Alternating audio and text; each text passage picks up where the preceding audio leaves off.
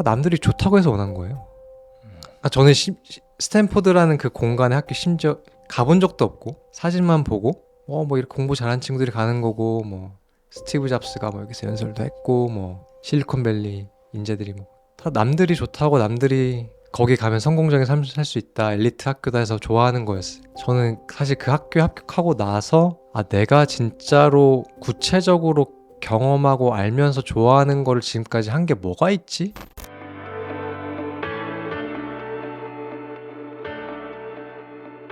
이야기는 생각을, 생각은 행동을, 행동은 삶을 바꿉니다. 안녕하세요. 자신만의 방식으로 우여곡절을 건강하게 돌파한 러너들의 이야기를 전하는 팟캐스트 러닝클럽의 러너 범피입니다. 여러분은 달리기 이외에 어떤 운동을 즐겨 하시나요? 저는 요즘 요가에 푹 빠졌습니다. 운동에도 다양한 종류가 있지만 저는 그동안 이완보다는 수축, 힘쓰는 운동을 주로 해왔던 것 같아요. 그러다 보니까 어느새 몸은 뻣뻣해져 있었고 자고 일어나면 다리 한쪽이 당기고 허리부터 발목까지 쑤시지 않는 곳이 없더라고요. 그래서 어떻게 하면은 이 문제를 좀 해결할 수 있을까? 아침에 편안하게 일어날 수 있는 방법은 없을까? 병원에 다니면서 3개월간 주기적으로 도수 치료도 받고 침 치료도 받아봤는데 일시적인 해결만 있었을 뿐 근본적인 문제 해결은 어려운 일인 것 같더라고요. 그래서 제 몸을 잘 알고 수련하는 형태의 요가를 해보면 어떨까? 이런 생각이 들었습니다. 그래서 지금까지 약 한 5번 정도 다녔는데 이거 진짜 짱입니다. 바닥에 발을 어떻게 디뎌야 몸의 균형을 이루는지, 더불어 스트레칭과 근육 운동뿐만 아니라 눈을 감고 호흡을 깊게 다지며 오직 나에게 집중하는 이 경험이 굉장히 새롭게 다가왔습니다. 바쁜 현대사회를 살아가고 있는 사람이라면 잠시 세상에서 벗어나 나를 돌아보고 건강한 몸과 정신을 유지하고 싶으신 분이라면 한 번쯤은 꼭 요가를 다녀보시기를 추천해보고 싶어요. 내가 저길 가도 되나? 이렇게 생각하지 마시고 가까운 요가원이 있다면 무료 체험이라도 꼭 해보시길, 그 중에서도 가장 쉬운 단계를 선택해서 경험 한번 해보시기를 추천합니다. 제가 이렇게 요가를 근래 들어 몇 번 다니다 보니까 이런 생각이 들더라고요. 달리기는 동적 명상이라고 하는데 이 달리기를 이렇게 요가처럼 나만의 호흡과 속도로 이 움직임에 집중할 수 있도록 이 강점을 극대화할 수 있는 방법은 없을까?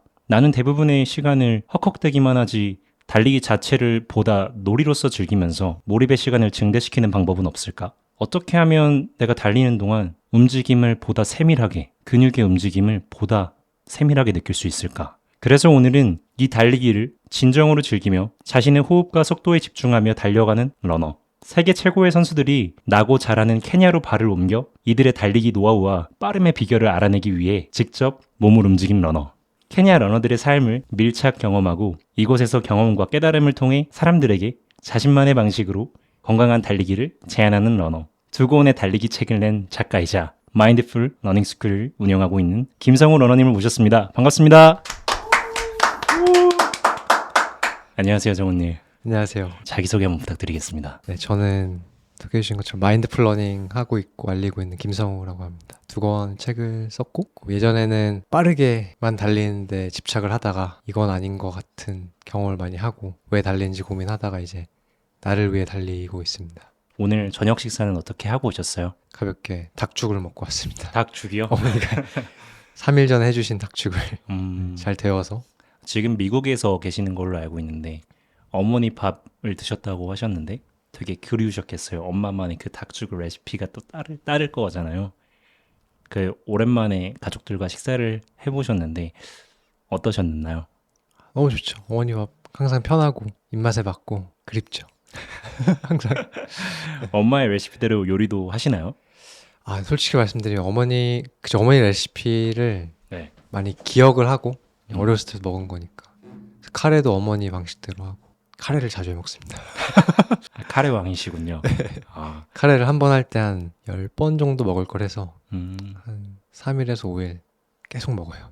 상하지는 않아요? 그렇게 많이 해놓으면 뻘크로 얼려놓기도 하고 네. 냉장고에 놓으면 꽤 오래 가더라고요. 네, 한 5일까지는 괜찮은 것 같습니다. 카레가 진짜 맛도 있고 영양도 있고 네. 건강과 감기에도 좋고 진짜 여러모로 최고의 음식인 것 같습니다. 저는 사실 오뚜기 3분 카레를 자주 끓여 먹는데 네. 급하게 먹을 때 이것만 하는 레시피가 없다. 네. 그런 생각이 들더라고요. 그 성우님도 제가 만나보면서 머릿결이 되게 길고 숱도 많으시던데 이러한 것들을 좀 유지하는 비결이 있으신가요? 건강한 머릿결을 유지하는 비결이나. 모르겠어요. 유전 같기도 하고 네. 술 많은 거는 부모님께 감사합니다 하고. 근데 솔직히 제가 머리를 매일은 안 감아요. 이게 머리를 길다 보니까 매일 감으려고 하면은 귀찮더라고요. 달리기도 제가 거의 하루에 2번 하는데 매번 할 때마다 감기도 그렇고 음. 거의 이틀에 한 번 감는 것 같습니다. 아, 그럼 앞머리만 감거나 그렇게 대처를 하시나요? 네네. 그래서 샤워는 그래도 뛰고 나서 다 하는데 네. 그냥 머리 묶어가지고 올려놓고 이렇게 하고 그러다가 이제 좀 간지럽거나 좀 냄새가 나면 추천드리는 건 아니지만 네. 네. 음, 그리고 무슨 뭐 다른 사람들 만나야 될 때 음, 오늘도 그 샤워를 하고 왔습니다. 감사합니다. 그러니까 머리를 감고 했지. 샤워는 매일 하는데. 이게 장발로 달리기를 하면은 네. 저는 최근에 저도 머리를 좀 잘랐는데 네. 이게 머리가 길어지면은 무거워서 맞아요. 달리기 할 때 영향이 정말 크거든요. 네. 저는 그렇게 느끼는데 네. 이렇게 장발로서 달리기를 할 때 좀 머리칼이 영향을 주는지에 네. 대해서 말씀해 주실 수 있나요? 확실히 근데 무거운 것 같아요. 음. 네. 그거를 길어진 상태에서 못 느끼는데 한번 제가 가슴 밑까지 기른 적이 있는데 네. 그걸 한번 잘랐는데 너무 가벼운 거예요. 그래가지고 당연히 이게 영향이 있구나. 그래서 너무 많이 기르려 하진 않고 그냥 묶을 수 있을 정도만 관리만 되게 지금 기르려 하고 있고. 약간 기르시는 이유나 네. 워너비 스타일이 있으셔서 그 스타일 고수하시는 건가요? 제가 미용실 가는 거 어렸을 때부터 가장 안 좋아했어요. 아, 귀찮아하고 그래가지고 어렸을 때부터 반삭 아니면 길렀어요. 한국에 있을 때는 거의 항상 반삭을 했고 미국 가서는 길러서 그냥 묶거나 헤어밴드 하고 그냥 묶어버리면 관리가 되니까. 미국은 어떤 계기로 가게 되셨나요? 미국은 고1 때 네. 어머니가 교환학생 관심 있냐고 중3 때 물어보셨구나. 미국은 방과 후에 학원이 없다는 소식을 듣고 방과 후에 축구를 할 수 있다는 소식을 듣고 교환학생으로 가서 이제 공립학교를 1년 다녔고 미국의 오하이오주의 아크론이라는 곳에서 오하이오.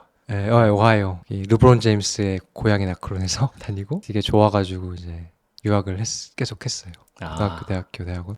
타지에서 고향을 떠나서 이제 타지에서 생활을 하셨는데 네, 그곳의 생활은 어렸을 때 처음 가신 거라 네. 어려움이 따로 있진 않으셨나요? 어려웠죠. 처음에 갔을 때 영어도 잘 안 들리고 영어를 아예 못하는 상태에서 미국으로. 아예는 아닌데 네. 초등학교 때 한번 호주를 보내주신 적이 있어요. 짧게 어학연수로. 어느 정도 그래도 영어를 하던 때인데도 갔는데 너무 빠른 거예요. 그리고 막 문화 충격도 많이 받고 그때 막 공립학교에서 학교에 1,500명이 있는데 좀 신세계였어요.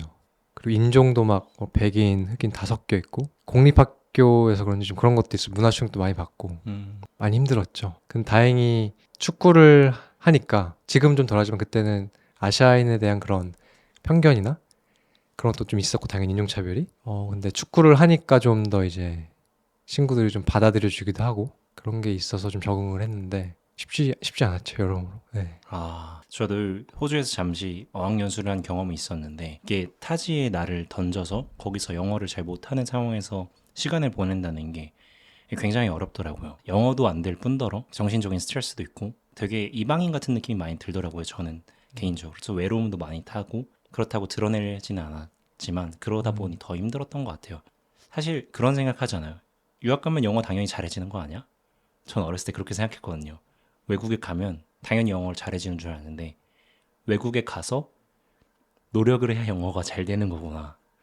그 노력이 피나는 노력이 동반이 돼야 들리고 말할 수 있는 게 되더라고요. 저는 그런 경험이 좀 있었던 것 같아요. 저도 공감해요. 네. 거기서 저도 영영사전 맨날 2-3시간씩 보면서 단어 계속 공부하고 숙제 공부를 갑자기 엄청 열심히 했어요. 제가 중학교 때는 수학 선생님이 저한테 막 너 이러다 인서울 못 간다고 저한테 막 그럴 정도로 공부를 재밌게 안 했어요. 왜냐면 너무 시키기만 하니까 네. 내적 동기도 안 생기고. 근데 그러다가 이제 유학을 갔는데 살아남아야 되니까 하게 되더라고요. 그리고 거기서 또 계속 공부를 하고 싶은 마음이 있으니까. 어린 나이에 좀 상처도 많이 받을 수 있다고 생각하거든요. 교환학생 가면. 그때 돌아보면은 그런 기억이 없진 않죠. 그러니까 제 생각에 저는 그래도 축구팀에 속해 있으니까 그래도 코어 친구 그룹은 있고 뭐 많이 알고 그랬는데 그럼에도 불구하고 좀 뭐라 할까요? 그런 정서적, 문화적 교류할 수 있는 음. 맥락이나 영화 예를 들어서 음악 음. 교류할 만한 그런 걸 모르니까 제가 얘네들 어렸을 때 이런 거 받고 저런 거 알고 이러는데 저는 모르고 조크들도 잘 이해 못하고 음. 그런 데서 오는 그죠, 동떨어진 소외감이 좀 있었죠. 음.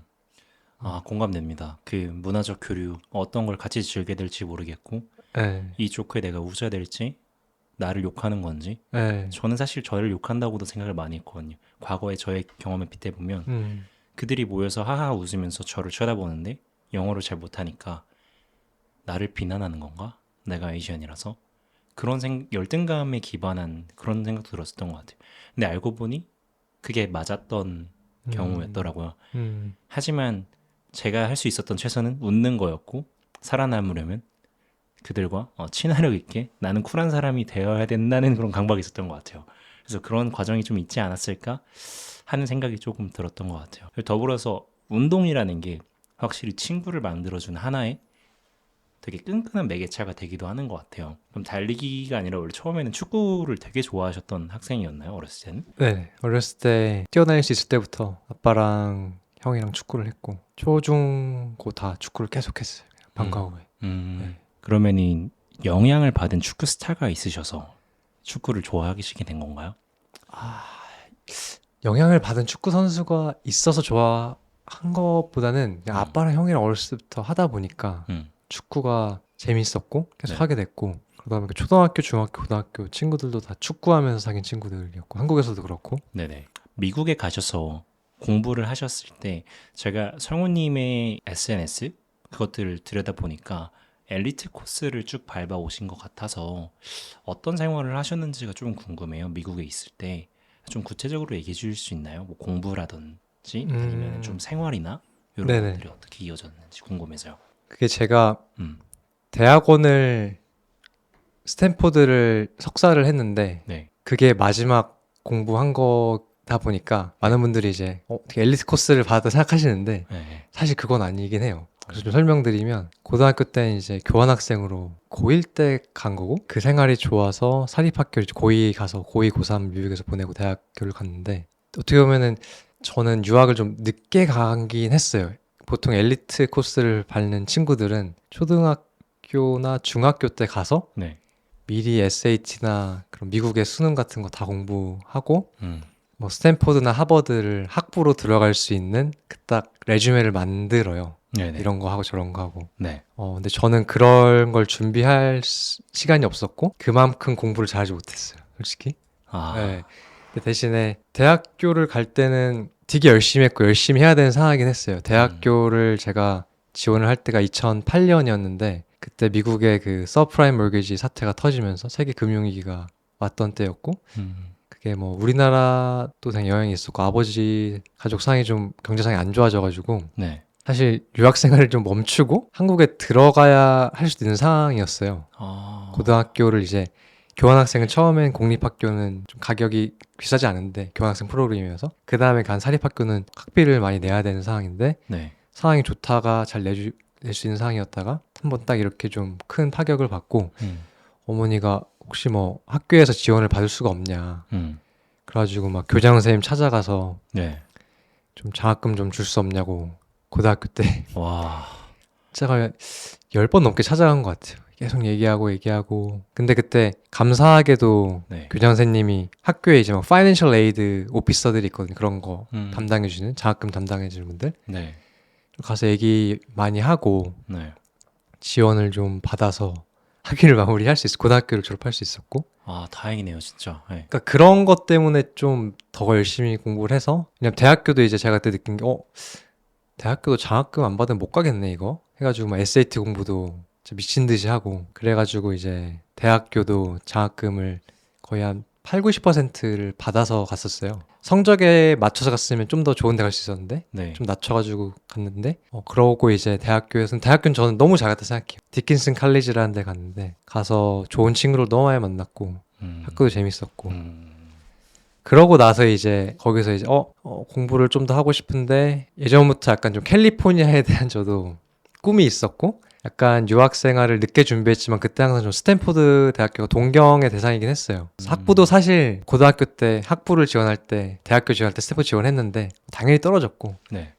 약간 경쟁도 안 되는 제 레주메였기 때문에 그래서 대학원은 한번 가보고 싶다. 그리고 당시 이제 신재생 에너지나 그런 분야에 관심이 많았고 네. 대학교는 물리 전공이었어서 그래서 환경에너지, 환경공학 쪽으로 지원을 해서 그렇게 해서 이제 갔었던 거고요. 그래서 엘리트 코스는 아니었고 저는 저는 이제 엘리트 코스가 어떤 건지 스탠포드 가서 거기서 학부를 스탠포드로 간 친구들, 대학교를 스탠포드 간 친구들을 만나면서 아 이게 진짜 엘리트 코스를 밟아온 친구들의 삶이구나 를 처음으로 저도 봤고 그전에는 못 만났으니까 네네. 근데 생활은 그냥 진짜 매일 그냥 학교 공부 열심히 하고 네네.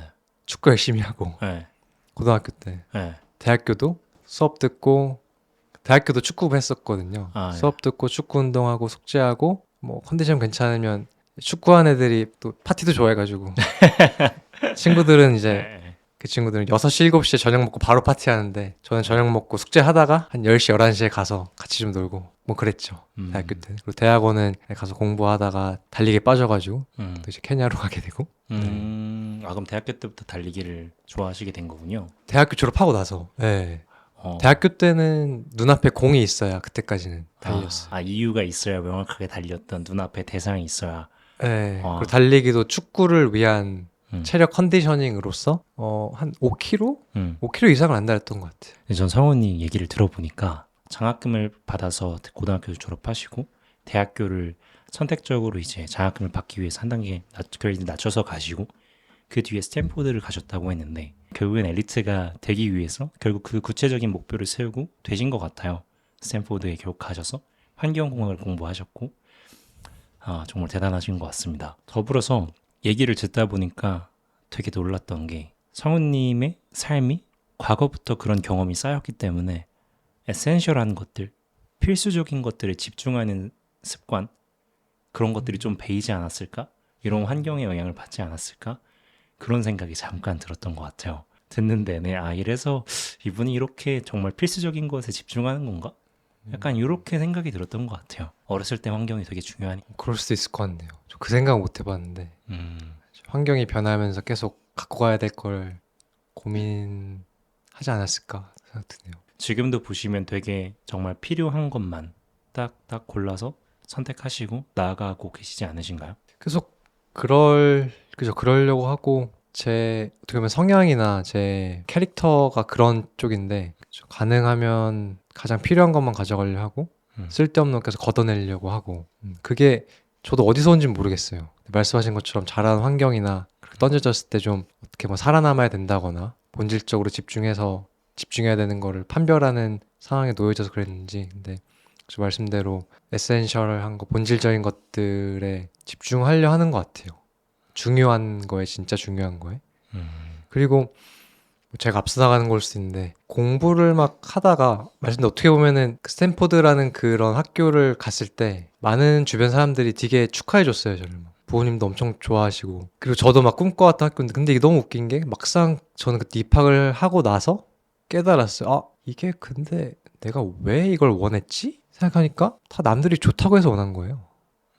저는 스탠포드라는 그 공간에 학교 심지어 가본 적도 없고 사진만 보고 뭐 이렇게 공부 잘하는 친구들이 가는 거고 뭐 스티브 잡스가 뭐 여기서 연설도 했고 뭐 실리콘밸리 인재들이 뭐 다 남들이 좋다고 남들이 거기 가면 성공적인 삶을 살 수 있다 엘리트 학교다 해서 좋아하는 거였어요. 저는 사실 그 학교에 합격하고 나서 내가 진짜로 구체적으로 경험하고 알면서 좋아하는 거를 지금까지 한 게 뭐가 있지? 그러니까 축구밖에 없었어요. 축구랑 그림 그리는 거. 근데 축구 선수는 뭐 어렸을 때 잠깐 생각이 있었지만 자신감이 없어서 못했고 그림이랑 철학은 대학교 때 전공하고 싶었는데 그걸 전공했을 때 뭐 먹고 살지? 라는 거에 대한 답을 자신감 있게 못하고 그 결정을 했을 때 책임질 자신감이 없어서 전공을 이제 다른 걸 뭐 할까 하다가 물리가 그때 진짜 재밌었어요. 지금도 재밌고 물리를 한 건데 그때부터 생각을 시작한 거죠. 내가 진짜 앞으로 남은 삶은 주체적으로 살고 싶은데 뭘 좋아하지? 어떻게 내 하루를 구성하고 싶지? 남들이 좋다고 하고 남들이 박수 쳐주는 거 말고 내가 행복하고 내가 막 내 마음이 충만하고 남들이 안 알아줘도 나는 행복한 거를 찾아야겠다고 그때 되게 아이러니하게 생각했어요. 그때 나이가 어떻게 되셨죠? 그때 23이었죠.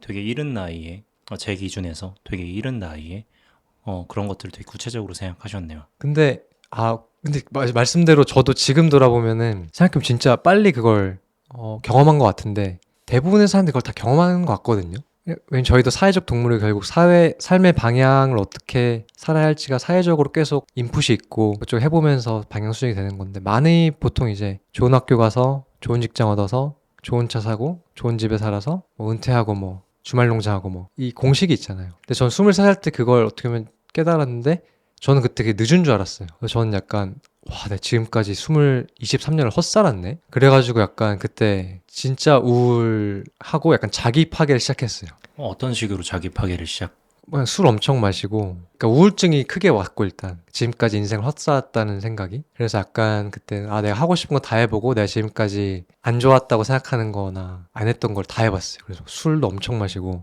안 하던 담배도 그때 배우고 지금까지의 저를 좀 파괴하고 싶은 막 충동이 들더라고요. 비이성적인 충동이었죠. 공감이 됩니다. 아, 그래요? 우울증이 자기 파괴를 낳는다는 그 점이 공감이 되는 것 같아요. 내가 우울증에 걸렸을 때 어떤 모습이었지? 라고 생각을 해보니까 외형적으로만 말씀드리면 푸석푸석한 피부에 벌어진 입술, 냄새나는 몸, 그냥 하루하루 조금 우울해 보이는 얼굴, 눈은 또 퀭하고 나는 괜찮다고 여기지만 남들이 봤을 때 괜찮아 라고 자주 묻게 되는 그런 상태에 놓여지지 않았나? 과거를 돌아보니 그런 게 되는 것 같고 그리고 그거를 그렇게 하면 안 된다는 걸 알면서도 계속 그렇게 했던 것 같아요. 그냥 중독처럼 나를 계속 파괴했던 것 같아요. 그래서 우울증은 참 극복하는데 많은 어려움이 있잖아요. 누군가 타인이 극복해주는 게 아니라 내가 스스로 내가 마음을 먹어야 이 어두운 밀실에서 문을 열고 내가 나가야 해결이 되는 건데 성우님은 우울증 극복을 그럼 그때 어떻게 하셨나요? 너무 다행히도 달리기가 이제 그때 제 삶에 들어왔었고 대학교를 졸업을 하고 이제 대학원을 합격해 놓은 상태니까 근데 학비가 없었어요. 대학원은 그리고 장학금을 못 받았고 그것도 이 스토리 좀 알려드리면은 제가 대학교 때 공부 열심히 했고 막 도와주신 분들이 많아서 스탠포드에서 이제 합격한 친구들 중에 네. 초대를 해줬어요. 와서 만나고 교수들도 만나고 뭐 이미 다니고 있는 대학원생을 만나서 서로 친해지고 네네. 뭐 석사 과정이지만 어떤 연구하고 싶은 얘기를 해보자는 그런 이벤트인데 학교에서 이제 비행기랑 호텔 다 대주는 거예요. 근데 보통 이제 그렇게 대준다는 건 이제 애가 좀 잘하고 앞으로도 좀 그런 의미로 알고 있거든요. 특히 석사 과정인데 그래서 가서 이제 인터뷰도 보고 했는데 교수들이랑 아무 준비도 안 하고 가가지고 네. 제 어필도 잘 못하고 네. 그래서 이제 장학금을 못 받은 상태여가지고 학비를 벌어야 돼서 이제 입학을 1년 밀어놓고 과외를 미국 펜실베니아주 랭캐스터라는 동네에서 부자 동네 아닌가요? 펜실베니아. 펜실베니아 거기 뭐 그러게요. 랭캐스터는 약간 농장 지역인데 잘 모릅니다. 네. 들어본 지역 이름이라 네, 미국 가본 적이 없습니다. 펜실베니아 되게 큰 주긴 주예요. 네. 근데 랭캐스터는 약간 막 농장 지역인데 거기서 막 한국 학생들 한 10명 정도 하숙하는 그런 근데 거기서 이제 제가 하숙하면서 과외 일을 했어요. 네네네. 애들 막 수학, 물리, 영어 가르치면서 그러다가 본투런이라는 책을 읽고 네.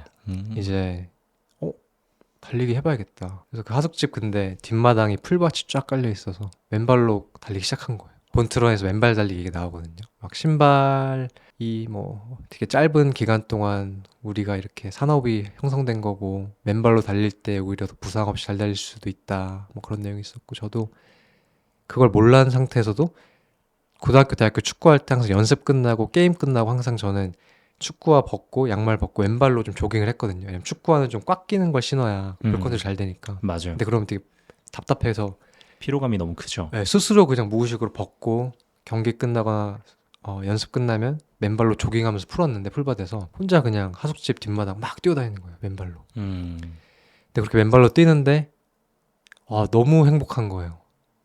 그냥 우울할 때 가장 무서운 게 부정의 생각이 계속 꼬리에 꼬리를 무는 그 막 속삭이는 부정의 생각들이 없어지고 햇볕 느껴지고 땀나고 심장 뛰고 약간 헐떡거리고 있고 자연 속에서 나무들 있고 뛰는데 막 막 가끔 나비가 와서 막 같이 옆에서 막 날아다니고. 저는 막 우울하니까 그때 신이 보내준 나비인가 이거. 그럴 수 있어요. 아 진짜 왜냐면 너무 힘든 상태니까 나비가 오면 나를 위로해 주는 거구나 애가. 그러면서 그래 또 봐 이러고. 그러니까 힘드니까 어떻게든 또 이제 스토리를 만들어서 위로를 해주더라고요, 저 사실은. 그래서 달리기가 저는 우울증을 빠져나오는 게 도움을 많이 줬죠. 본초론 책을 읽고 그 맨발 달리기를 시작했다고 하셨는데 본초론에 대한 내용이 좀 어떤지 간략하게 설명해 줄 수 있나요? 간략하게 설명드리면 멕시코랑 미국 국경에 무슨 멕시코 부족이 있는데 그 부족이 50km, 80km, 100km를 취미로 뛰는 사람들이에요. 어린 아이들부터 할아버지들까지. 거기가 막 이렇게 차로 다니기 힘든 길인데 막 그걸 다 뛰어다니는 거죠. 근데 이제 거기서 이제 근데 사는 사람들이 어쩌다 보니까 이제 미국의 이런 트레일러닝 대회에 막 나오기 시작했어요. 근데 나와서 막 다 이기는 거예요.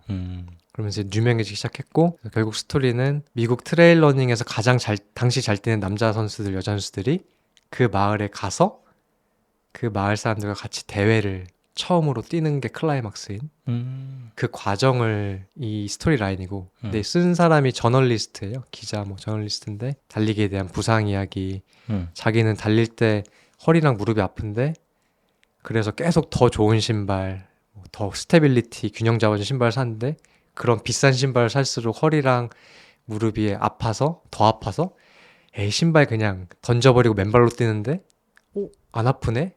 그런 베어풋 러닝한 사람 이야기도 있고 네. 그래서 그런 다양한 러너들의 캐릭터들이 다 모여서 마지막에 그 마을에서 네. 대회를 뛰는 그런 클라이막스가 있어요. 멋지네요. 상상이 되네요. 되게 푸르른 풀밭 위에 석양이 네. 떨어지는데 달려가면서 끝나는 장면이 뭔가 잠깐 상상이 됐어요. 거기 근데 약간 좀 사막이긴 한데 약간 좀 아마 사막인 것 같아요. 근데 쉽지 않네요. 거기 쉽지 않아요. 척박한 환경인데 참 감동적인 스토리죠. 그러면은 성우님께서 달리기를 우울증의 극복 매개체로 이제 활용하게 되셨는데 이 달리기를 한번 그렇게 극복이 된 다음에 안 할 수도 있는 거잖아요. 어떤 이유로 지속하게 되었나요? 일단 되게 재밌었어요. 그러니까 달리는 그냥 그 순간이 계속 좋았고 달릴 때 계속 저가 되살아나는 느낌? 약간 배터리가 다 우울증으로 인해서 방전된 상태인데 달릴 때는 그 충전이 되는 느낌이었어요. 그래서 영혼이 만약에 있다면 영혼이 충전되는 느낌이었어요. 그냥 이게 이성적인 게 아니라 그냥 나는 진짜 달려야겠구나. 달려야 내가 앞으로 나답게 살 수 있겠다.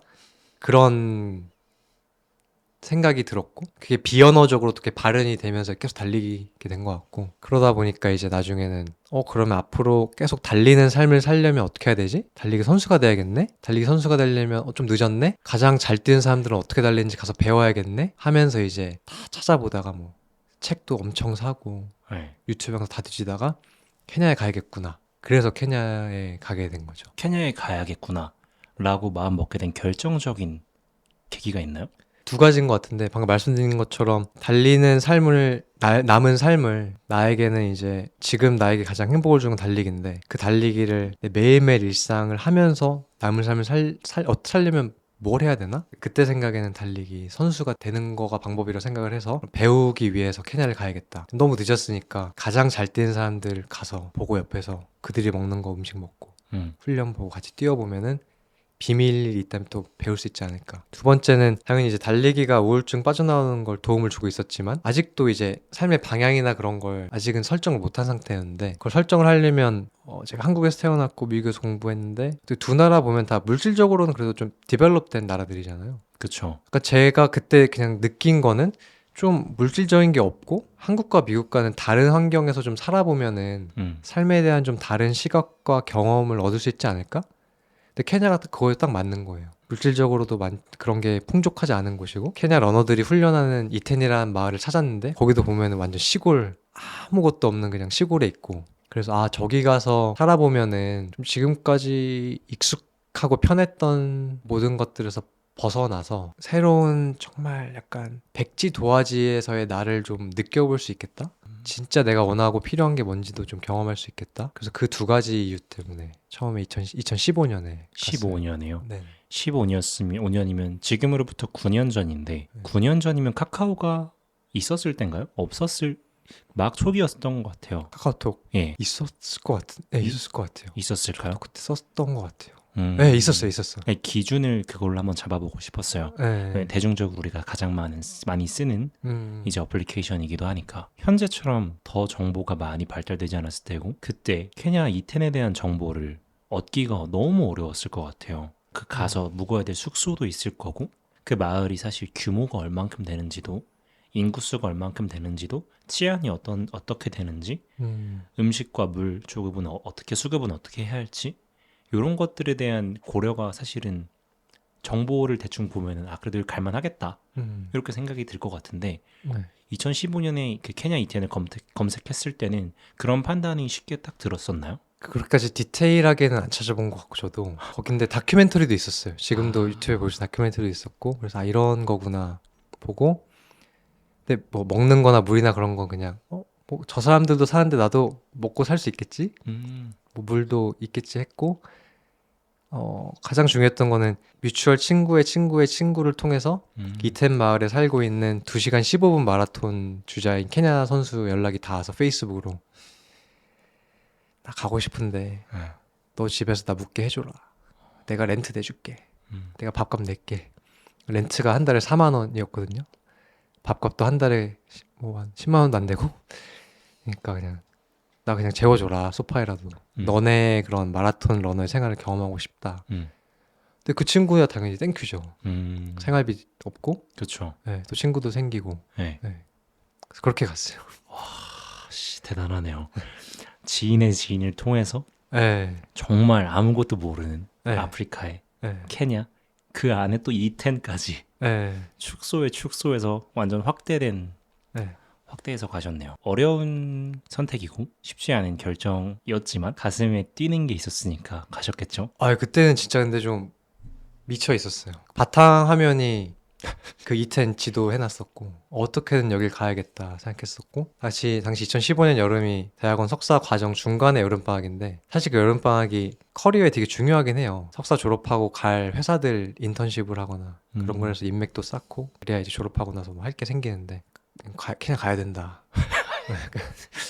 남자의 심장이다. 약간 근데 그런 느낌 약간 심장이 얘기하는 소리가 케냐를 가라는 거고 머리는 야 인턴십 하고 뭐 테슬라 같은 인턴십 해서 너 그런데 가야지 막 그러는데 아니야 이거 진짜 후회할 것 같다고 생각했죠.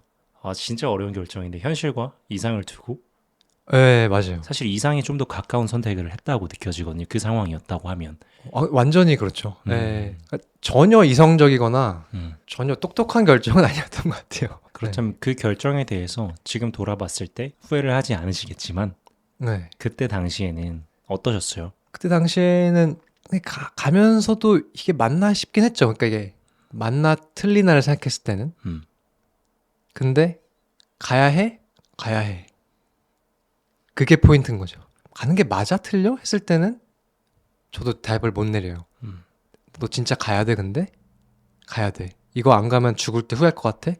진짜 후회할 것 같아. 그래서 간 거예요. 너무 좋은데요. 제가 여쭤봤던 이유가 네. 이 지금 팟캐스트를 듣고 있는 청취자분들 중에서도 현재 현실과 이상의 그 기로에서 분명히 이거 가야 돼? 이거 해야 돼? 해야 돼. 근데 돈은 여기 있어. 근데 미래는 여기 있어. 가족들은 다 요구하래. 친구들은 요구하래. 이렇게 할 수 있거든요. 그래서 그분들한테 한마디 해주시면 어떨까? 경험을 해보셨으니.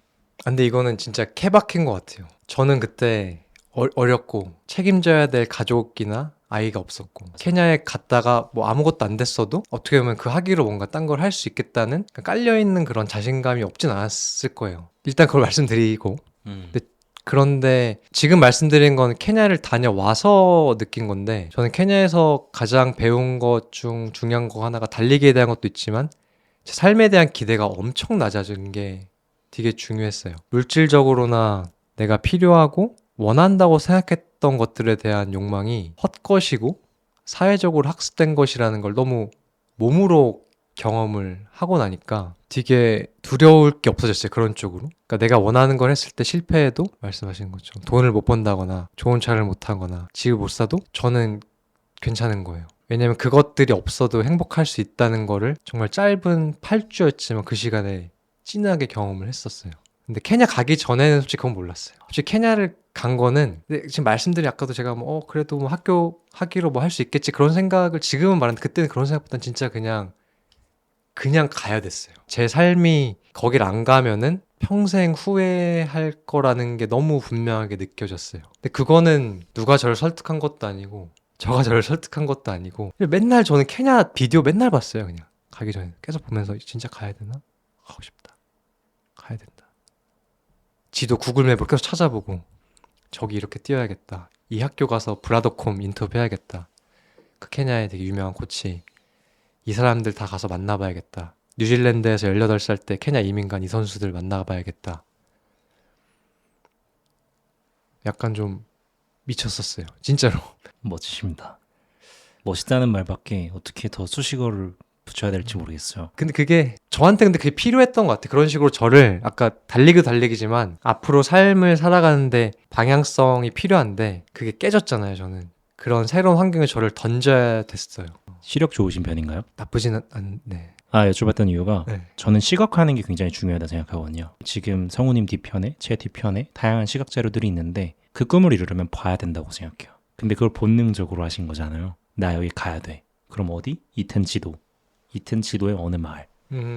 그래서 누구랑 뛸 거야? 이 사람. 2시간 15분. 얘네 집 가서 잘 거야. 이 사람한테 트레이닝 받을 거야. 얼굴을 띄워놓고 되게 사소하지만 사실 A4 용지 저거 컬러 프린트 하는데 어디 업체 가서 맡기면 장당 250원이거든요. 이왕 하는 거 좋은 사진 프린트 250원이니까 뽑아서 벽에다 붙여놓으면서 혹시 간절히 뭔가 꿈을 꾸고 싶으신 분들이라면 저는 이렇게 시각화하는 거 되게 좋다고 생각이 듭니다. 저 또한 이 러닝클럽도 그렇고 다른 지금 제가 하고 있는 프로덕션도 그렇고 하기 전에 항상 시각화를 먼저 해놓는 편이거든요. 그러다 보면은 점점 거기에 구체적으로 다가가게 되는데 큰 도움이 된다는 걸 책으로 알게 됐고 영상으로도 한번 접하게 됐고 실천을 해보니까 아 이게 정말 큰 도움이 되는구나. 더불어 성우님이 하신 과거들 이야기를 들어보니까 본능적으로 시각화를 하셨구나. 약간 이런 생각이 들었던 것 같아요. 근데 진짜 그랬어요. 네. 진짜 그랬고. 아니, 근데 말씀해주니까 생각나는 게, 고등학교 때도 대학교 제가 가기 전에 장학금을 받아야 되니까, 제 책상 위에 적어 놨었거든요. 뭐, 입학을 축하한다. 여기 너의 장학금 뭐, 4만 몇 달러다. 장학금 딱 그 정도 받았어요.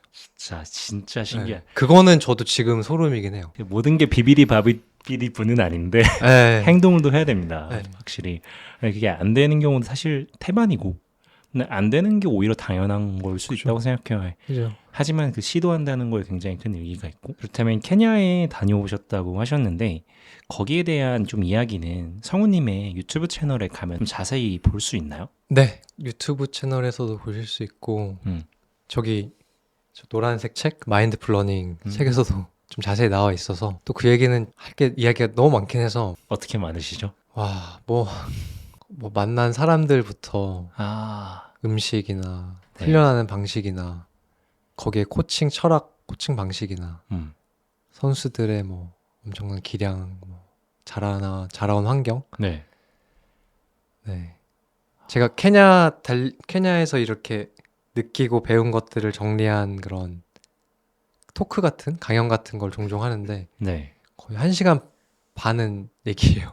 그것만 갖고도. 그걸 어떻게 얘기로 풀어낼 수 없겠어요. 3주나 음. 짧은 시간이었지만 되게 집약적으로 계셨고 네. 새로운 경험이었고 네. 충격도 많이 받으셨을 텐데 그럼 거기서 느꼈던 것 중에 사람들에 대해서 어떤 사람을 만나셨는지 얘기해 주실 수 있나요? 너무 많을 수도 있으니까 딱 감사한 두 분만 생각해 보면 어떨까요? 네네. 2015년에는 그때 8주 있었을 때 2시간 15분 거기 달리는 주자 댄이라는 친구인데. 잠시만요. 네. 그러면 2015년에 한 번 가셨고 네. 또 언제 가셨나요? 2019년에 19년 12주 있었어요. 12주 2번 가셨고 네. 다음엔 또 언제 가셨나요? 그게 2번. 아, 그럼 4년 주기로 한 번 갔다 오신 거고. 네. 그럼 첫 번째 2015년에 가셨을 때 말씀해 주시면 감사드리겠습니다. 그때는 이제 같이 생활했던 음. 데니얼 타누이라는 친구가 지금도 고맙죠. 음. 잘 챙겨줬고 많이 알려줬고 달리기도. 또 이게 웃긴 게 2시간 15분 마라톤 주자면 케냐 남자는 뭐라 해야 될지 이제 달리기 시작했구나. 거기서는 그런 느낌이에요. 2시간 15분인데요? 네. 왜냐면은 2시간 10분 아래가 너무 많아서 친구도 그때 어떻게든 이제 2시간 10분 밑에 내려가서 에이전시 초대 이렇게 에이전시 계약해서 네네. 해외 대회를 나가고 싶은 건데 그 친구한테 많이 배웠죠. 근데 나중에 근데 조금 좋진 않게 되긴 했어요. 나중에는 막 제가 그 집에 있다가 좀 나오기도 했어요. 왜냐면 그 친구의 다른 친구가 같이 지냈는데 너무 시끄러운 친구였고 막 늦게까지 잠도 안 자고 그 친구도 러너가 아니었었어가지고 다른 친구가 제가 미안한데 여기서 도저히 못 살겠다 하고 다른 또 알게 된 그 자전거 선수 집에 가서 나중에 좀 지냈는데 근데 고맙죠 지금도. 그 친구가 아니었으면 제가 못 갔을 거예요. 그러면은 그 친구랑 보내신 시간과 그 네. 케냐에서 달리기 훈련을 하시면서 네. 처음에 갔을 때 그곳에서 가장 충격받은 게 있었다면 그 에피소드를 얘기해 줄 수 있나요? 케냐 문화나 그 달리기 환경이나 사람들 생활 양식도 좋고요. 일단은 아프리카 뭐 케냐 생각하시면 다들 더워서 어떻게 뛰냐 하시는데 그 이템 마을이 해발 2,400m 지역이고 그러니까 계곡 높네요. 이렇게 엄청. 비스듬하게 있는 고지대에 있어서 예. 또 언덕도 많고 아침 저녁으로는 되게 시원해요. 얼마나 시원하면 아침 저녁은 거기 사람들은 빵모자 쓰고 파카 입고 다녀요. 대신에 낮은 엄청 더워요. 그래서 아침 저녁에 특히 아침에 11시 반 12시 전에 그날 훈련을 다 끝내요. 거기는 새벽 6시에 네. 조깅하고 9시 10시에 메인 훈련하고 쭉 쉬다가 4, 5시에 가볍게 조깅하고 그 그룹마다 좀 다르긴 해요. 이템 마을 안에 여러 팀들이 있어요. 막 이 코치 저 코치 막 이렇게 있고 모여서 선수 훈련하고 근데 그런 식으로 하루에 거기는 기본 2-3번 훈련을 하고 당연히 가장 기억에 남는 거는 댄이랑 아침 조깅을 하는데 저희가 한 막 7분 페이스 느낌상으로 저는 페이스를 안 보니까 그때도 안 봤고 너무 편해가지고 제가 페이스 좀 올리자 하니까 댄이 막 속도 줄이라고 아침은 천천히 뛰면서 몸을 깨우는 거고 달리기는 그렇게 포스 하는 게 아니라고 네. 지금 네 몸 안 풀렸는데 그렇게 왜 속도 올리냐 2시간 15분 주자가 그렇게 얘기하니까 저도 그래 알았다. 그때 천천히 달리기에 대해서 왜 천천히 달릴까 좀 그거랑 비슷한 이야기가 2015년에 당시 세계 육상 선수권대 베이징에서 있을 세계 육상 선수권대가 매 2년마다 있는데 당시 베이징에 있을 그 마라톤을 준비하는 케냐 여자 마라톤 국가대표 선수들이 이태원에 훈련하고 있었는데 네. 그 선수들도 같이 훈련 몇 번 했거든요. 회복주 하는데 걷는 속도로 뛰는 거예요. 시작을 하는데 그리고 회복주 70분 하는데 70분 내내 떠들면서 웃으면서 뛰더라고요. 6분 때까지도 안 가고. 와. 근데 그들이 10km 31분 마라톤 2시간 막 20분 뛰는 선수들이거든요. 근데 그때까지만 해도 저는 6분 때가 달리기야? 심지어 5분 때도 달리기 운동이 돼라고 생각하던 사람이고 빠름에 집중했던 시기였군요. 그죠. 예. 그리고 지금도 근데 많은 한국도 그렇고 아마추어 러너분들은 6분 때 달리기 생각 안 하는 분 많거든요. 이제야 좀 존투 트레이닝 알려지면서 좀 바뀌기 시작하는데 저한테는 완전 달리기입니다. 그래서 그때 그 경험도 충격이었죠. 천천히 달리는 게 중요하구나. 근데 그때는 이해 못했지만 나중에 이제 생리학적인 부분들을 공부하면서 이렇게 달려야 더 멀리 더 빨리 달리면서도 버틸 수 있는 유산소 시스템이 만들어지는구나. 그걸 나중에 배웠죠. 그럼 거기서도 맨발 달리기를 하신 건가요? 거기선 맨발로 안 달렸어요. 오, 왜냐면은 의외네요. 거기는 길이 흙길인데 네. 돌들이 되게 많았어요. 음, 그래서 심지어 제가 거기 가서 그래서 신발을 샀어요 하나. 비브람 갖고 갔다가 그렇군요. 비브람 좀 아파가지고 그때. 오히려 의외다. 약간 네. 케냐라고 하면 풀밭에서 뛸 것 같은 느낌도 있었어요. 거긴 아프리카라는 다 얘기 흙길, 들었을 붉은 흙길이고. 근근데 케냐 아이들은 맨발로 뛰어다녀요 거기를. 때. 근데 저는 지금도 그게 어떻게 안 아프지 하는데 제 생각에는 어렸을 때부터 돌들 있는 흙길에서 맨날 걷고 뛰고 하다 보니까 진짜 안 아프게 뛸 수 있나 봐요. 그리고 케냐 선수들의 발바닥을 제가 한번 이렇게 눌러봤는데 되게 푹신해요. 그래요? 되게 푹신해요. 발바닥 자체가 쿠셔닝이 있어요. 궁금하다. 말씀하시는 게 무슨 카스테르 말씀하듯이 말씀해주시네요. 근데 맨발 달리기를 하면 푹신해진다고 하더라고요. 관련 음. 책을 읽어도 그렇고. 근육이 조금 연해져서 그런가 보네. 우리가 돈가스를 많이 때리면 때릴수록 연해지잖아요. 약간 뭐 그런 것도 있을 것 같고, 저 맨날 근육이 이렇게 연질이 돼. 착착착 지면과 계속 때려주는 거기도 하니까. 그리고 케냐 달리기를 듣다 보니까 약간 그 데니 말했던 것처럼 요가 같은 느낌도 있어요. 깨워주는 거야. 약간 누워 있으면은 요가 받을 때 누워 있다가 천천히 손가락 발끝부터 깨워줍니다라고 하시더라고요. 네. 약간 그런 것처럼 이거 약간 요가적인 면도 있지 않나 아프리카가? 상당히 회복주는 천천히 되는 달리기는 대신에 근데 빨리 뛰는 달리기 훈련할 때는 진짜 빠르게 하고 대신 그 비율을 잘 가져가고. 네. 그리고 제가 그 성우님 유튜브에서 봤을 때 그냥 선수들이 아침에 요가를 하더라고요. 아, 네네네. 네, 그래서 그거 여쭤보고 맨날 싶었어요. 하진 않아요. 아, 한 2주일에 한 번 했나? 그 캠프에서는. 근데 그것도 캠프마다 선수마다 다르긴 할 거예요. 네. 근데 그런 케냐 선수들의 가장 큰 특징 중 하나가 달릴 때도 그렇고 이런 일상생활에 앉아 있을 때 이런 자세나 평소 일상생활에 걸어 다닐 때나 네. 몸에 군더더기 힘이 하나도 없어요. 심지어 밥 먹을 때도 그렇고 걸어 다닐 때도 힘이 다 빠져 있어요. 푸시업 할 때도 그래서 푸시업을 하다가 푸시업 하다 보면 근육이 피곤하니까 버티면서 이렇게 하는 때가 오잖아요. 그렇죠. 그럼 안 해요. 아, 하다가 에이 안 해요. 어, 애쓰면서는 몸을 좀 잘 안 쓰는 성향이 있다고 저는 생각을 해요. 괴롭히지 않는군요, 자신을. 예, 딱 필요할 때 스피드 훈련 할 때는 당연히 이렇게 딱 쏘는데 그렇게 딱 쏘아야 되는 훈련을 할 때가 아닐 때는 진짜 힘을 잘 빼고 정말 이완이 잘 돼 있어요. 수도승들 같은 느낌이고 사실 다 그렇진 않겠죠. 제가 본 선수들은. 그렇죠. 예, 저도 사실 아까 요가 여쭤봤던 이유가 네. 제가 최근에 요가를 하면서 너무 이게 좋아서 예, 예찬론자가 거의 되어 있는 상황이라 예, 아침에 또 하는 걸 보니 요가가 진짜 마법인가? 예. 이런 생각이 들어서 좀 하면서 되게 많이 좋아졌거든요. 불편했던 것들. 그래서 좀 엮어보고 싶었던 것 같아요. 저도 도움 많이 된다 생각합니다. 저도 자주 해요. 자주 하세요? 예, 일주일에 한 번은 2주에 한 번씩은 계속 해요. 음, 예전에는 일주일에 두세 번 했는데 요새는 조금 줄였어요. 맞아, 요가 진짜 좋은 것 같아요. 네. 우리한테 좀 이완할 시간도 필요한 것 같고. 네.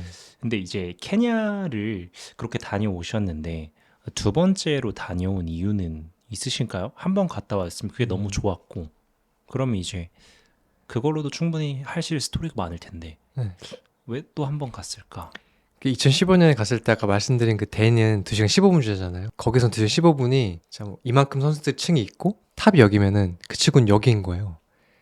이 선수들이 하는 걸 보고 싶었어요. 그리고 이 선수들을 가리키는 캠프가 막 여러 개 있었는데 그중에서 브라더콤이라는 이제 아일랜드 출신의 선교사를 왔다가 정착하신 분이 이텐의 세인 패트릭스 고등학교에서 육상 캠프를 하고 있어요. 근데 제가 2015년에 갔을 때 브라더콤을 그냥 찾아가서 인터뷰를 했었거든요. 그의 스토리를 듣고 그가 운영하는 캠프가 매년 진행되고 있다는 걸 듣고 나중에 혹시 와도 되냐.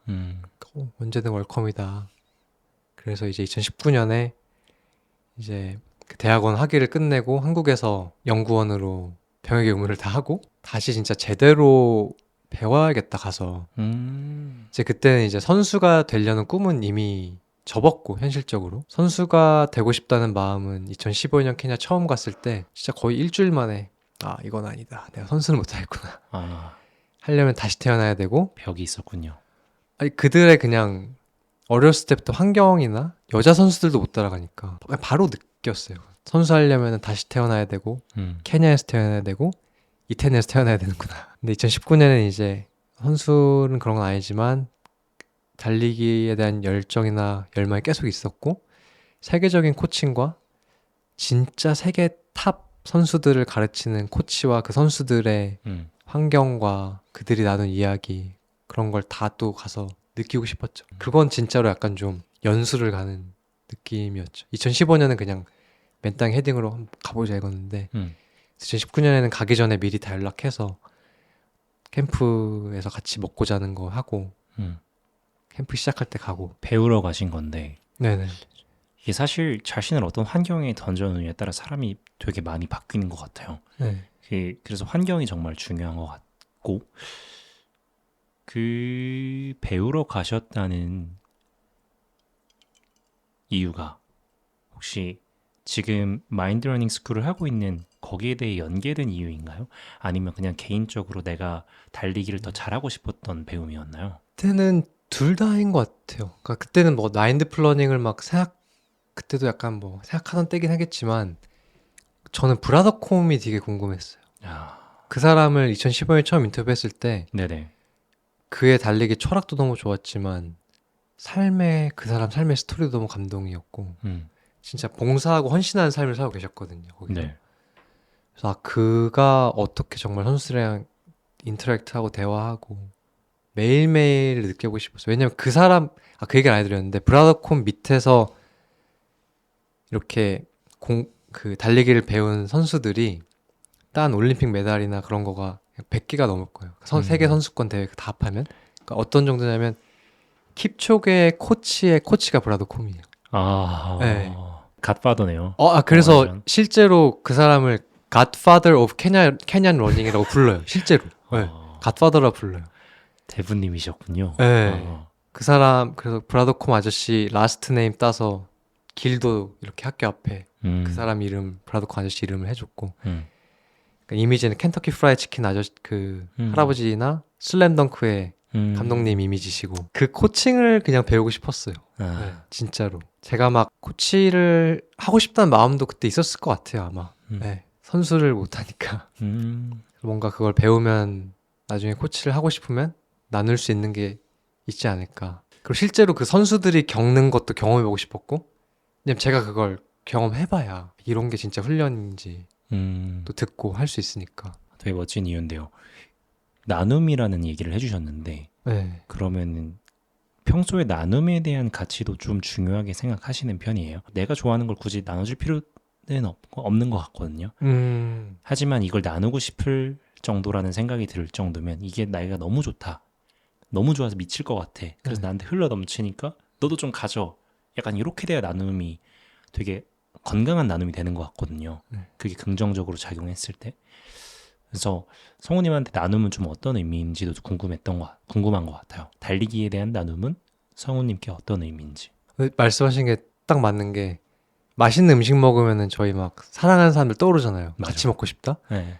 그런 좀 비슷한 것 같은데 달리기를 제가 너무 좋아하고 처음엔 저도 막 기록이나 속도 그런 게 집착하다가 마인드 플러닝 하게 되면서 더 건강하고 즐겁게 뛰게 됐는데 주변에 너무 힘들고 애쓰게 뛰고 계속 부상 경험하고 계속 고통스러워하고 달리기를 그런 분들을 볼 때 저렇게 안 해도 되는데 즐겁게 할 수 있고 부상 없이 할 수 있고 그러면 더 잘 달려질 수 있고 나누고 싶다?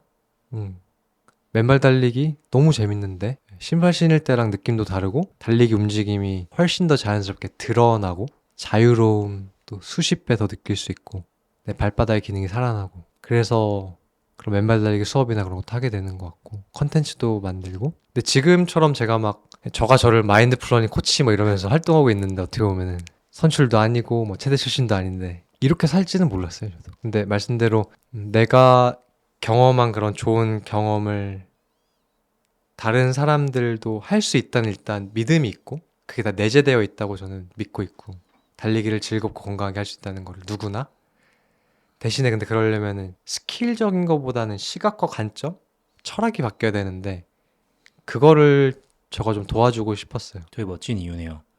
더불어서 이거 조금 예민한 질문일 수 있는데 코치라는 단어, 네. 자격에 관련해서 한번 좀 여쭤보고 싶어요. 네. 거기에 대한 무게가 사실 어떤 직업이든 뭐 저 같은 경우는 PD, 감독이 될 수도 있겠지만 성우님께는 코치, 대표가 될 수 있겠지만 그런 것들에 대한 이름의 무게가 있잖아요. 코치를 하려면 선수는 해야 돼. 선수는 해봤어야지. 뭐 2시간대는 뛰어봐야지. 뭐 어떻게는 해봤어야 3분들 앞에서 강연은 해봤어야지. 약간 이러한 기준이 있을 것 같아요. 그런 것들에 대해서 성우님은 어떻게 받아들이시고 혹시라도 누군가에게 그런 얘기를 듣지는 않으셨겠지만 사실 실제로 그렇게 말하는 사람은 좀 면전에 대고 많이 있지 않으니 그런 것들에 대해서 속에서 많이 소화하셨을 거라고 생각해요. 그런 것들에 대해서는 어떻게 생각하시나요? 그 이름의 무게? 일단 제가 언제부터 막 저를 막 마인드 플러닝 코치라고 부른지 기억은 안 나요. 저도 언제부터 그랬는지. 근데 저에게 코치의 의미는